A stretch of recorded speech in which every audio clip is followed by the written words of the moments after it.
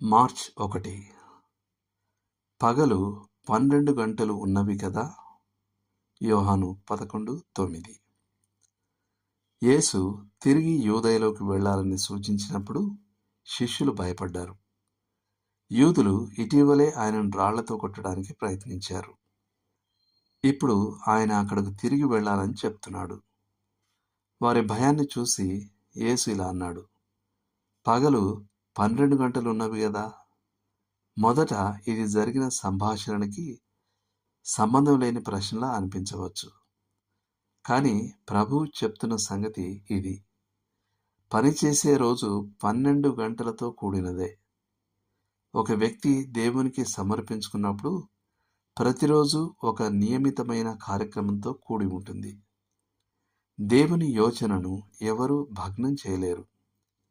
యేసు తిరిగి యెరూషలేముకు వెళ్ళినప్పుడు యూదులు ఆయనను చంపాలని మళ్లీ ప్రయత్నించినా వారు విజయవంతం కాలేకపోయారు. ఎందుకంటే ఆయన పని ఇంకా పూర్తి కాలేదు. ఆయన సమయం రాలేదు. ప్రతి దేవుని బిడ్డకు ఇది నిజం. ఆయన పని పూర్తి అయ్యే వరకు ఆయన మరణించడు. ఈ సత్యం మనలో శాంతిని, ధైర్యాన్ని కలిగించాలి. మనం దేవుని చిత్తానుసారంగా జీవించుచు ఆరోగ్యకరమైన జీవన నియమాలను అనుసరిస్తే మనము నిర్దేశించిన సమయానికి ముందుగా మరణించము. దేవుని అనుమతిలో తప్ప మనకు ఇంకేమీ సంభవించదు. చాలామంది క్రైస్తవులు తాము తినే ఆహారంపై, తాగే నీటిపై, శ్వాసించే గాలిపైనే కూడా ఆధారపడుతుంటారు. ఈ కాలంలో కలుషిత పరిసరాలపై పెరిగిన చింతన వల్ల మరణం అతి సమీపంలోనే ఉందని అనిపించే సూచనలు ప్రతి దశలో ఉంటాయి. కానీ ఈ ఆందోళన అనవసరం. పగలు 12 గంటలు ఉన్నాయి కదా. విశ్వాసి చుట్టూ దేవుడు కంచె వేయలేదా? యోబు 1:10. ఆ కంచెను సైతాను కూడా దాటి రాలేడు.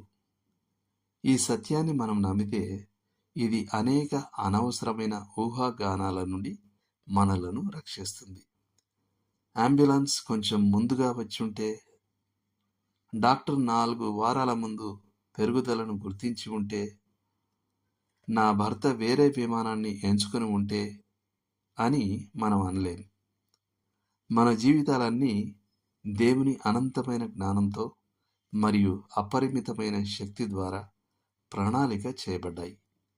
ఆయన మనకు ప్రత్యేకంగా రూపొందించిన సమయ పట్టికను కలిగి ఉన్నాడు. ఆయన రైళ్లు ఎప్పుడూ సమయానికి నడుస్తాయి.